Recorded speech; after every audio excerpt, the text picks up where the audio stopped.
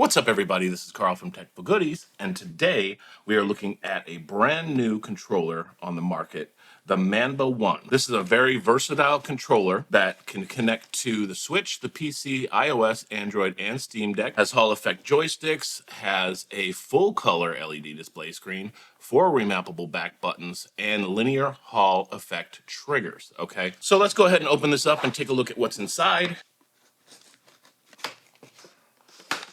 So in the box, you have your charging cable here. It's a USB-A to USB-C, which is nice.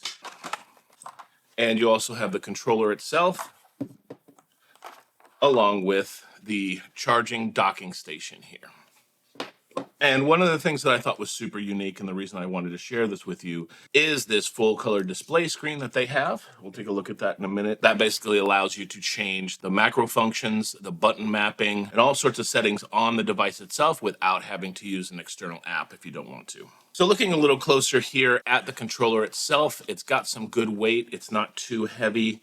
Like I said, it does have the Hall effect joysticks. It also has the Hall effect linear triggers, so it's going to give you that full linear feeling when you're using the controller itself. Obviously, the standard 4 buttons and the 2 joysticks here and the D-pad.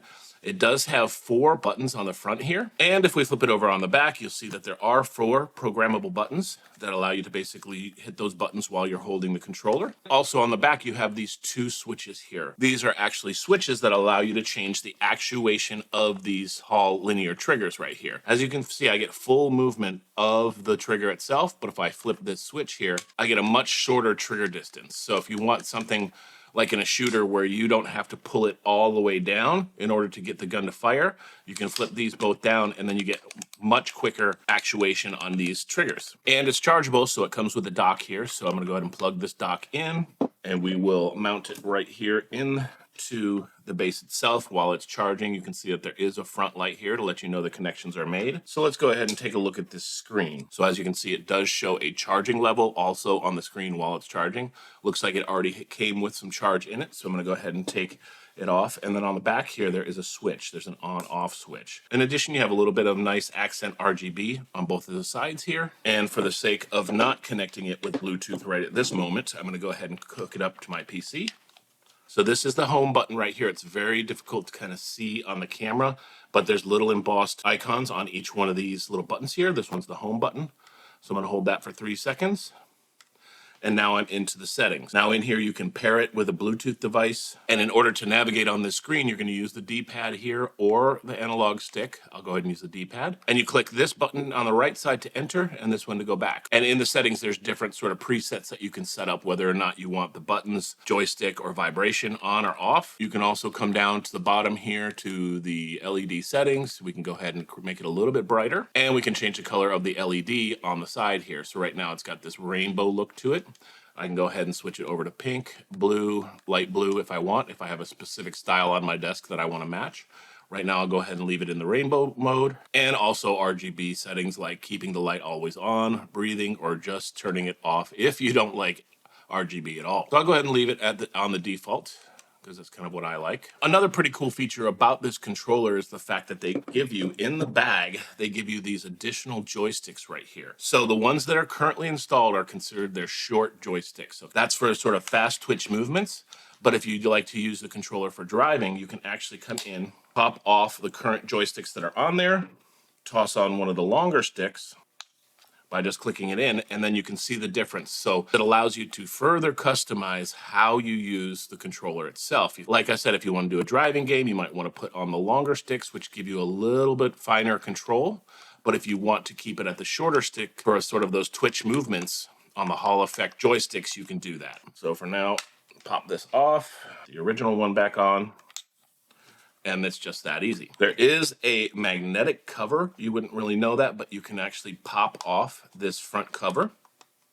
So if you want to customize this controller a little bit more, you can get different style covers that basically just pop right back on via magnets, and it's good to go. And it stays pretty tight. You don't have to worry about it falling off while you're using it. So it seems like they've sort of thought about everything when it comes to this controller, from what I can tell.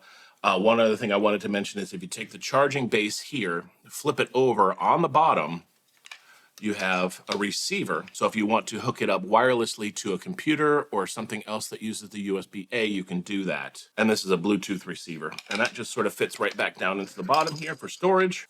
Pop the lid back on and you're ready to go. And like I said in the intro, it does support the Switch, PC, iOS, Android, and Steam Deck. And the other thing to note is that this does have a 6-axis gyro for this kind of movement whenever you're playing a game, but it is adapted specifically to the Switch. It will work on other platforms, but it is tailored directly to the Switch support that this controller does have. And just to quickly show you the power of this full color screen that they have in the middle of the controller here, I'm going to go ahead into the menu, go into settings, and each one of these are kind of presets that you can set up. The first one is default, that puts everything back to normal to make sure that you have the ability to swap back to just a normal controller if you want. But if you go into the first setting here, and you can choose to adjust the buttons, the joystick, or the vibration, right?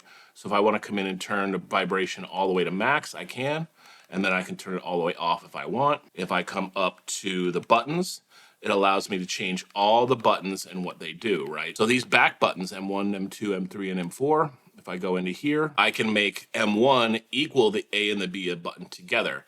So like in a game like Elden Ring, if I like to sprint, jump, and hit at the same time, I can do that with one of the back buttons. Or if I like to jump and swing both swords at the same time, I can do that with the back button.